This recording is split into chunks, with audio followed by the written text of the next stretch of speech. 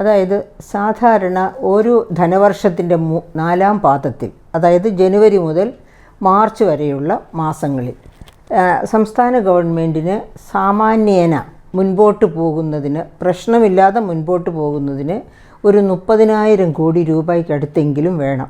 കാരണം അപ്പോഴാണ് തദ്ദേശ സ്വയംഭരണ സ്ഥാപനങ്ങൾക്ക് കൊടുക്കേണ്ട പ്ലാൻ ഫണ്ട് കുറച്ചെങ്കിലും കൊടുക്കുക,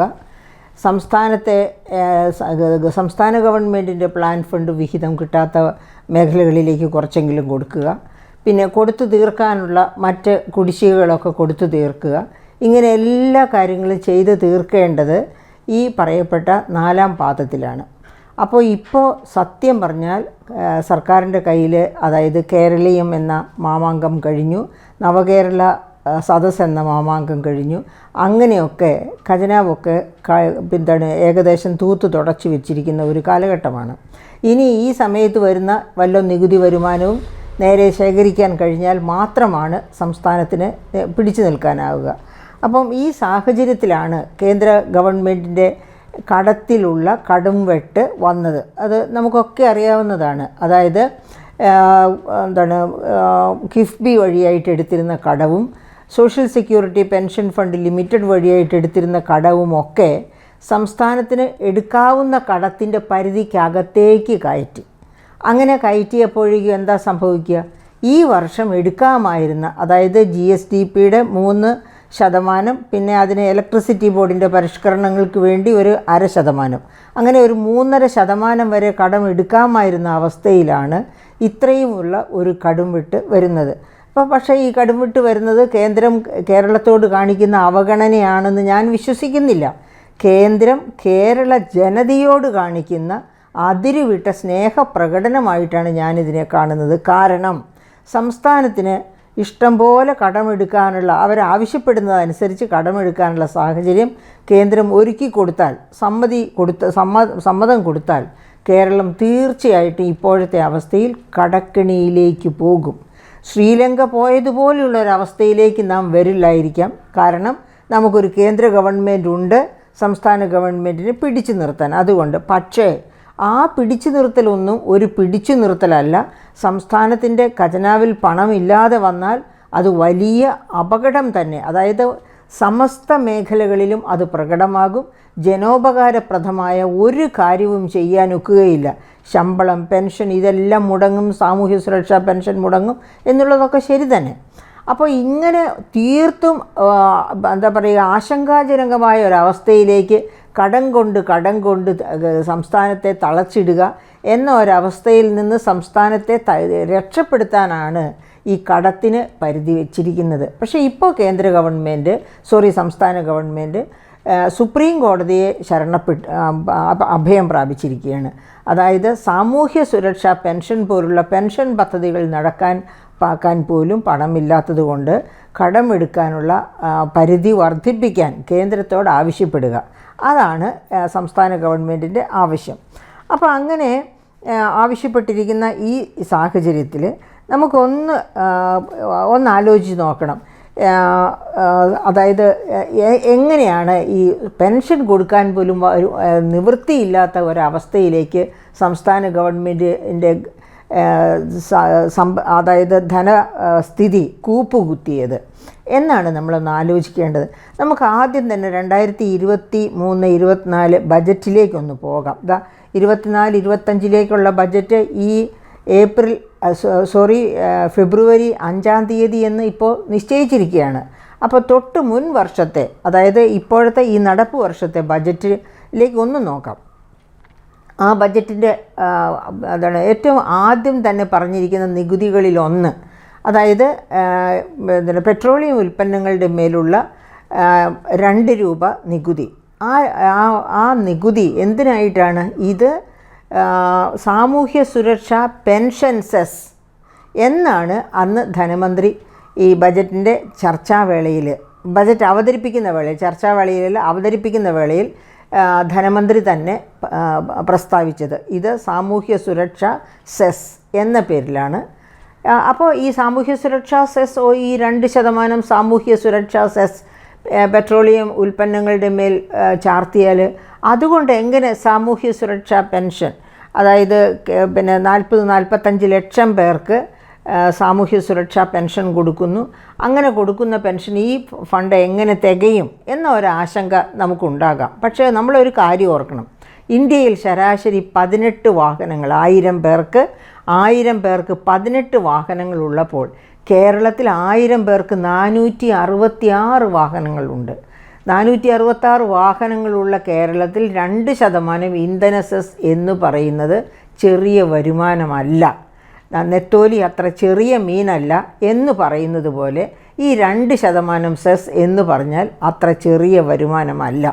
അതുകൊണ്ടാണ് അങ്ങനെ 2% സെസ്, ഏകദേശം അതിൽ നിന്ന് എന്തുമാത്രം വരുമാനമുണ്ടാകും, അങ്ങനെ ഉണ്ടാകുന്ന കാരണം ഈ അതായത് ഇന്ധന സെസ് ആകുമ്പോൾ വെട്ടിച്ചു പോകാനോ ഒന്നും ഒരു നിവൃത്തിയുമില്ല, അത് കൃത്യമായിട്ട് ഖജനാവിൽ എത്തിയിരിക്കും. അപ്പോൾ അങ്ങനെയുള്ളപ്പോൾ കൃത്യമായിട്ട് കണക്ക് കൂട്ടി സാമൂഹ്യ സുരക്ഷാ പെൻഷന് ഇത് തികയും എന്ന് മനസ്സിലാക്കിക്കൊണ്ടാണ് അങ്ങനെ ഒരു സെസ് ഏർപ്പെടുത്തിയത്. അപ്പോൾ അങ്ങനെ ഏർപ്പെടുത്തിയ സെസ് എവിടെ പോയി എന്നാണ് ഇപ്പോൾ സുപ്രീം കോടതി അന്വേഷിക്കേണ്ടത് ആദ്യമായിട്ട്. അതായത് പെൻഷൻ കൊടുക്കാൻ പോലും ഫണ്ടില്ല, അതുകൊണ്ട് കടമെടുക്കാൻ അനുവദിക്കണം എന്ന് പറയുമ്പോൾ ഈ സാമൂഹ്യ സുരക്ഷാ പെൻഷൻ എന്ത് സംഭവിച്ചു, അതുവഴി സമാഹരിച്ച പണം എവിടെ പോയി എന്നാണ് ഗവൺമെൻറ് സുപ്രീം കോടതി ആദ്യമായിട്ട് ആലോചിക്കേണ്ടത്. ഇപ്പോഴാണെങ്കിൽ 5 മാസത്തെ സാമൂഹ്യ സുരക്ഷാ പെൻഷനാണ് കുടിശ്ശികയായി കിടക്കുന്നത്. അപ്പോൾ അങ്ങനെയുള്ള ഒരവസ്ഥ ഉണ്ടാകാൻ കാരണം എന്താണ്? അങ്ങനെ ഒരവസ്ഥ, അതായത് സാമൂഹ്യ സുരക്ഷാ പെൻഷൻ ചാർത്തി ജനങ്ങളിൽ നിന്ന് പിരിച്ചെടുത്തിട്ട് പോലും അത് ഫലപ്രദമാകുന്നില്ല, അത് സാമൂഹ്യ സുരക്ഷാ പെൻഷൻ കൊടുക്കാൻ പ്രയോജനപ്പെടുന്നില്ല എന്ന് വരുന്നുവെങ്കിൽ അതിൻ്റെ പുറകിൽ എന്തൊക്കെ കാരണങ്ങളാണുള്ളത്? ഒന്നാമത്, ഖജനാവ് കാര്യക്ഷമതയോടെ അല്ല കൈകാര്യം ചെയ്യുന്നത് എന്നതിൻ്റെ തെളിവാണ് ഈ പണം ഉണ്ടായിട്ടും ഈ പണം പിരിച്ചെടുത്തിട്ടും അതുവഴിയായിട്ട് സാമൂഹ്യ സുരക്ഷാ പെൻഷൻ കൊടുക്കാൻ പറ്റാത്തത്. അപ്പോൾ ഓർമ്മിക്കണം, അന്ന് തന്നെ ശക്തമായ പ്രതിഷേധമുണ്ടായിരുന്നു. ഇങ്ങനെ ഈ 2% സെസ് ഏർപ്പെടുത്തിയപ്പോൾ തന്നെ ശക്തമായ പ്രതിഷേധം ഉണ്ടായിരുന്നു. അതായത് നികുതി കൊണ്ട് പൊറുതി മുട്ടുന്നവരാണ് കേരളത്തിലെ ജനങ്ങൾ. അതാണ് അതിൻ്റെ പ്രധാനപ്പെട്ട കാരണം. അപ്പോൾ എന്താണ് നികുതി പിരിവിനെ പറ്റി അതിൻ്റെ താത്വിക ആചാര്യന്മാർ എഴുതി വച്ചിരിക്കുന്ന എന്താണ്? നികുതി പിരിക്കുന്നത് ചിത്രശലഭം പൂവിൽ നിന്ന് തേൻ നുകരുന്നത് പോലെ ആയിരിക്കണം. അതായത് നികുതി കൊടുക്കുന്നവന് അതിൻ്റെ വേദന അറിയാൻ പാടില്ല. എന്ന് വെച്ചാൽ ക്ലേശപൂർണമായ രീതിയിൽ അഥവാ ഉയർന്ന തോതിൽ നികുതി ഈടാക്കരുത് എന്നാണ് അതിൻ്റെ സാരം. അപ്പോൾ അങ്ങനെയുള്ള സാഹചര്യത്തിൽ ഈടാക്കിയ നികുതി ചിത്രശലഭം പൂവിൽ നിന്ന് തേനെടുക്കുന്നത് പോലെയൊന്നും അല്ല കേരളത്തിൽ നികുതി ഇടുന്നത്. അതായത് ആഞ്ഞിടിക്കുന്നത് പോലെയാണ് ഓരോ നികുതിദായകൻ്റെയും മുതുകത്ത്. കാരണം അത്ര രൂക്ഷമാണ് ഇവിടുത്തെ നികുതികൾ. എന്നിട്ട് എന്തുകൊണ്ടാണ് ഇങ്ങനെ സംഭവിക്കുന്നത്? എന്താണ്? അതായത് ഇപ്പോഴും 50-55% നികുതി പിരിവിനുള്ള അവകാശം സംസ്ഥാന സർക്കാരുകൾക്കാണ് GST നിയമം നിലവിൽ വന്നതിന് ശേഷം.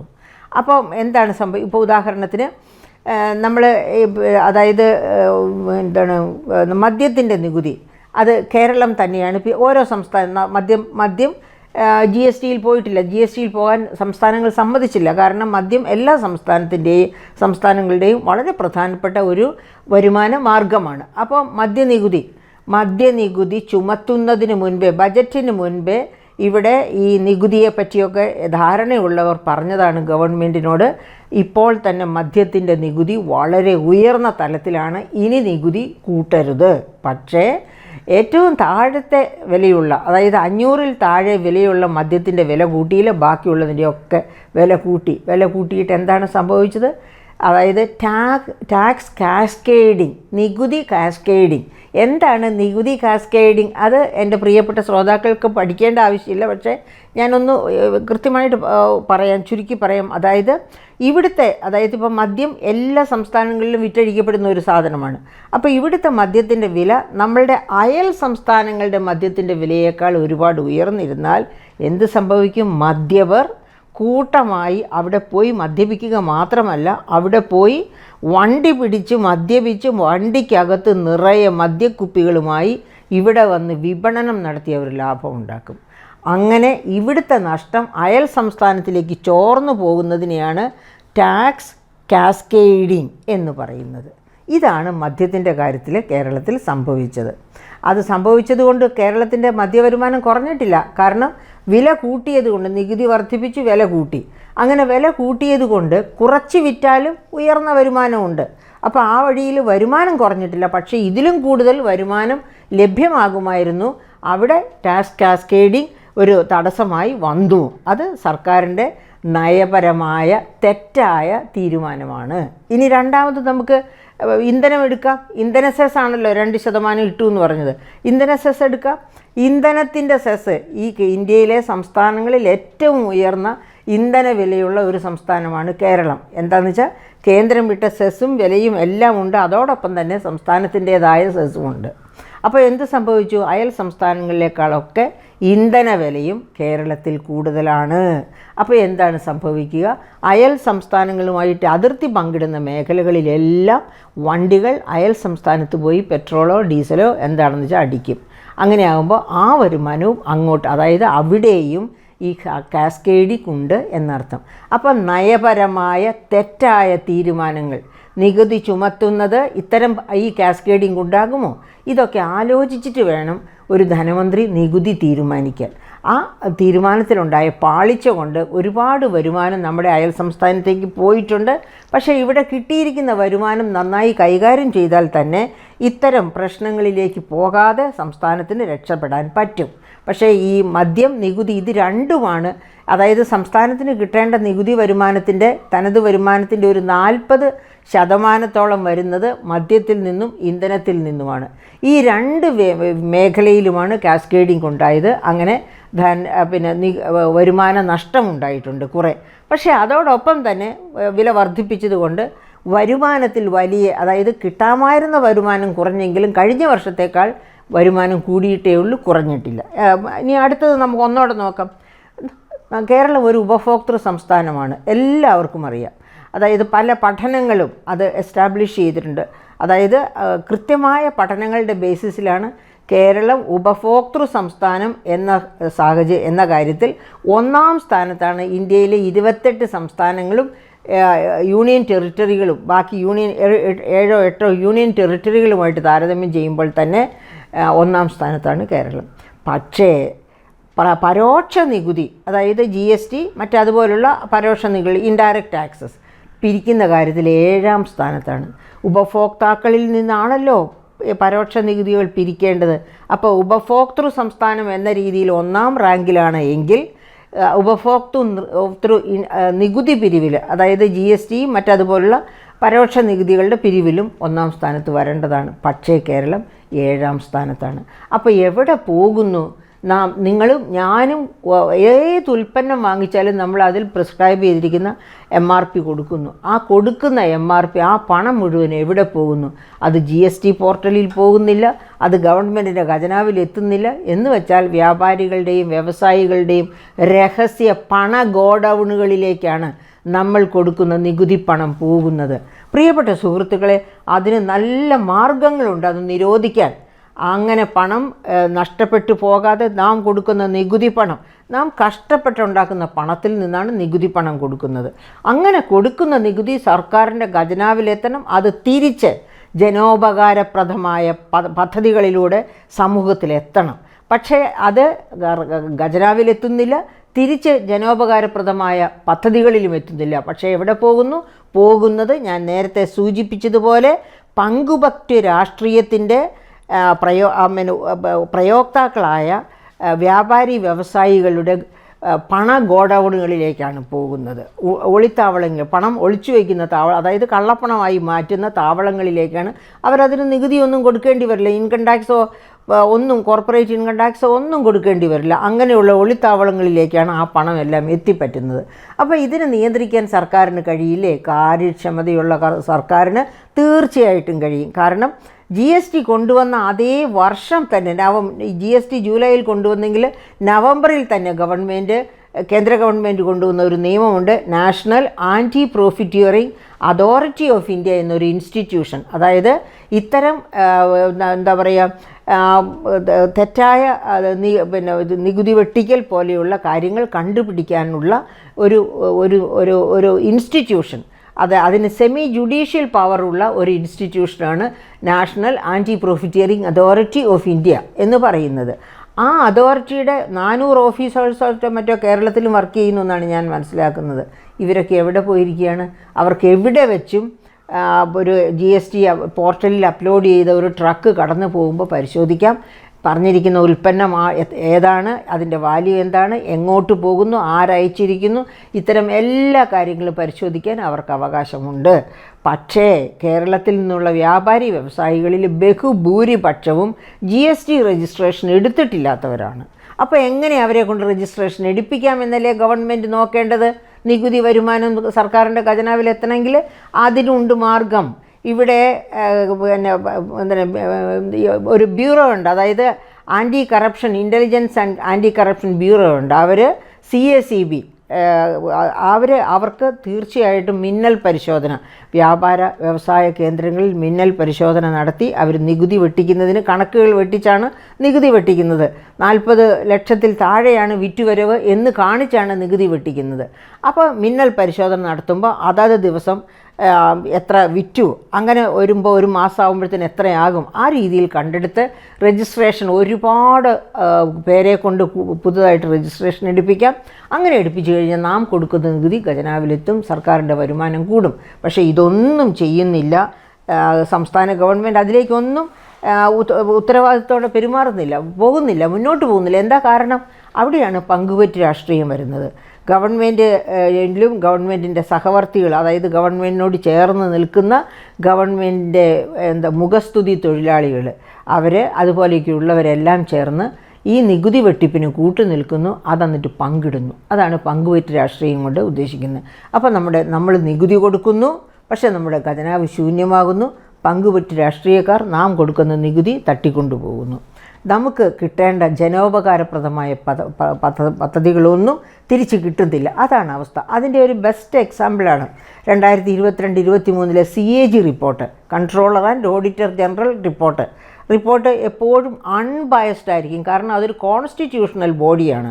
എന്താണ് പറഞ്ഞിരിക്കുന്നത്? 2022-23 കേരളത്തിൻ്റെ നികുതി പിരിവിനെ പറ്റി പറഞ്ഞിരിക്കുന്നത്, വരുമാനം സമാഹരണത്തെപ്പറ്റി പറഞ്ഞിരിക്കുന്നത്, അതായത് 28,258.9 കോടി രൂപയാണ് കുടിശ്ശിക, വരുമാനം പിരിച്ചെടുക്കാനുള്ള വരുമാന കുടിശ്ശിക. ഇത് CAG തന്നെ കണക്കുകൂട്ടി പറയുന്നു. കേരളത്തിൻ്റെ പ്രതീക്ഷിക്കുന്ന വരുമാനത്തിൻ്റെ 24.4% വരുമെന്ന്. ഒന്ന് ആലോചിച്ച് നോക്കൂ. ഏകദേശം നാം പ്രതീക്ഷിക്കുന്ന വരുമാനത്തിൻ്റെ 1/4 വരുന്ന വരുമാന കുടിശ്ശിക പിരിച്ചെടുക്കാതെ കിടക്കുന്നു.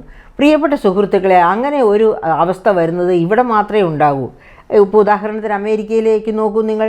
അമേരിക്കയിലാണെങ്കിൽ അഭിജിത്ത് ബാനർജി ഇന്ത്യയിലേക്ക് 2ാം പ്രാവശ്യം നോബൽ പ്രൈസ് കൊണ്ടുവന്ന ബംഗാളി, അദ്ദേഹം എന്താ പറയുന്നത്? അമേരിക്കയിൽ കാര്യക്ഷമതയ്ക്കാണ് ഇൻക്രിമെൻറ്റും പ്രൊമോഷനും, അല്ലാതെ വെറുതെ നോക്കിയിരുന്ന 5 വർഷം കൂടുമ്പോൾ ശമ്പള പരിഷ്കരണം നടത്തി ശമ്പളം കൂട്ടി കൊടുക്കുകയല്ല. കാര്യക്ഷമതയുണ്ടോ, ഇൻക്രിമെൻ്റ് ഓരോ വർഷവുമുണ്ട്, പ്രൊമോഷൻ ഓരോ വർഷവുമുണ്ട്. കാര്യക്ഷമതയില്ലേ, അവർ തന്നെ വോളണ്ടറി റിട്ടയർമെൻ്റ് എടുത്ത് പോകേണ്ട ഒരു അവസ്ഥ വരും. അതാണ് അമേരിക്ക പോലെയുള്ള രാജ്യങ്ങളിൽ. അപ്പോൾ എന്തു ചെയ്യും? എല്ലാവരും കാര്യക്ഷമതയുള്ളവരാണ്. കാര്യക്ഷമത ഇല്ലാത്തവരാരുമില്ല. പക്ഷേ കാര്യക്ഷമത കാണിച്ചില്ലെങ്കിൽ അതിനൊരു വിലയുണ്ടാകും, അതിനൊരു പണിഷ്മെൻ്റ് ഉണ്ടാകും എന്ന ഉറപ്പുണ്ടെങ്കിലേ കാര്യക്ഷമത പുറത്തെടുക്കൂ, കഷ്ടപ്പെട്ട് ജോലി ചെയ്യൂ. അപ്പോൾ അങ്ങനെ ഒരു സിസ്റ്റം ഇങ്ങോട്ട് കൊണ്ടുവന്നാൽ നമ്മുടെ കേരളത്തിലെ ഖജനാവ് എന്നും നിറഞ്ഞിരിക്കുമെന്ന് തന്നെയാണ് നാം മനസ്സിലാക്കേണ്ടത്. അപ്പം ഖജനാവിലേക്ക് വിഭവങ്ങൾ വന്നു ചേരുന്ന മുറയ്ക്ക് ജനോപകാരപ്രദമായ പദ്ധതികൾ നടപ്പാക്കാനും സർക്കാരിന് താല്പര്യമുണ്ടാകണം. പക്ഷേ കേരളത്തിൽ എന്താ സംഭവിച്ചുകൊണ്ടിരിക്കുന്നത്? ഖജനാവിലേക്ക് വരുന്ന ഫണ്ട് തന്നെ, അതായത് നികുതി വരുമാനവും നികുതിയേതര വരുമാനവും തന്നെ ഈ പങ്കുപറ്റ് തൊഴിലാളികൾ, അതായത് രാഷ്ട്രീയക്കാർ പങ്കുപറ്റിയൊക്കെ പോകുന്നു. കുറച്ചെങ്കിലും വന്നാലോ, വന്നതുകൊണ്ട് എന്താ നടക്കുന്നതെന്ന് നമ്മൾ കണ്ടു. ബജറ്റിൽ പറഞ്ഞ പ്രവർത്തനങ്ങൾക്കാണ് പണം വിനിയോഗിക്കേണ്ടത് ഒരു ഗവൺമെൻറ്. പക്ഷേ ബജറ്റിൽ ഒരു സൂചന പോലും തരാത്ത കേരളീയം നവകേരള സദസ്സ് ഇത്തരം മാമാങ്കങ്ങൾക്ക് വേണ്ടിയാണ് ഖജനാവിനെ മുച്ചൂട് മുടിച്ചത് ഈ വർഷമെന്നും നമുക്ക് കാണാൻ പറ്റും. അപ്പോൾ അങ്ങനെയുള്ള ഒരു സംസ്ഥാനത്ത് അതായത് ഇത്ര രൂക്ഷമായ ധനപ്രതിസന്ധിയുടെ ഒരു ഘട്ടത്തിൽ സാമൂഹ്യ സുരക്ഷാ പെൻഷൻ പോലും കൊടുക്കാൻ നിവൃത്തിയില്ലാതെ വലയുന്ന സംസ്ഥാന ഗവൺമെൻറ്റിനെ കൂടുതൽ കടമെടുക്കാൻ അനുവദിപ്പിക്കണം, കേന്ദ്രത്തിൽ സമ്മർദ്ദം ചെലുത്തണം, കേന്ദ്രത്തോട് ആജ്ഞാപിക്കണം എന്ന് പറഞ്ഞാണ് സുപ്രീം കോടതിയിൽ പോയിരിക്കുന്നത്. അപ്പോൾ സുപ്രീം കോടതിയിൽ വാദിക്കുന്ന, സംസ്ഥാന ഗവൺമെൻറ്റിന് വേണ്ടി വാദിക്കുന്ന ജഡ്ജിമാർ മിടുക്കരായിരിക്കും. എത്ര കോടി അവർക്ക് വക്കീൽ ഫീസ് കൊടുത്താലും കാര്യം നേടണം, അതേ സംസ്ഥാന ഗവൺമെൻറ്റിന് കാണൂ. അപ്പോൾ അങ്ങനെ വരുമ്പോൾ കേന്ദ്ര ഗവൺമെൻറ് ഇതിനെതിരായിട്ട് വാദിക്കാൻ വയ്ക്കുന്ന ജഡ്ജിമാരെങ്ങനെയായിരിക്കും? അവർക്ക് ഇപ്പോൾ ഞാനീ പറഞ്ഞതുപോലെ ഇനി നിരവധി കാര്യങ്ങൾ എനിക്ക് നിങ്ങളുടെ മുൻപിൽ അവതരിപ്പിക്കാനുണ്ട്. നിങ്ങളെ ബോറടിപ്പിക്കാതിരിക്കാനാണ് ഞാൻ ഇപ്പോഴെങ്കിലും നിർത്തുന്നത്. അപ്പോൾ ഇതൊക്കെ കേന്ദ്ര ഗവൺമെൻറ് ഭാഗത്തു നിന്ന് വരുന്ന അഡ്വക്കേറ്റ്, വക്കീൽ വാദിക്കും. ഇതൊക്കെ നിരത്തുമെങ്കിൽ ഒരുപക്ഷെ സുപ്രീം കോടതി പറയും കടത്തിൻ്റെ പരിധി വർദ്ധിപ്പിക്കുന്നത് കേന്ദ്ര സംസ്ഥാന ഫെഡറൽ പ്രിൻസിപ്പിൾസ് അനുസരിച്ചാണ്, ഞങ്ങൾക്കതിൽ ഇടപെടാൻ പറ്റില്ല എന്നായിരിക്കും പറയുന്നത്. അല്ലെങ്കിൽ കടക്ക് പുറത്തുനിന്നായിരിക്കും സംസ്ഥാന ഗവൺമെൻറ്, അതായത് കൃത്യമായ നിജസ്ഥിതി സുപ്രീം കോടതി വീക്ഷിക്കുന്നുണ്ടെങ്കിൽ തീർച്ചയായിട്ടും സുപ്രീം കോടതിക്ക് അതുപോലെ കൃത്യമായ വിവരണം വക്കീൽ നൽകിയിട്ടുണ്ടെങ്കിൽ സുപ്രീം കോടതി പറയാൻ സാധ്യത കടക്ക് പുറത്ത് എന്നായിരിക്കും സംസ്ഥാന ഗവൺമെൻറ്റിനോട്.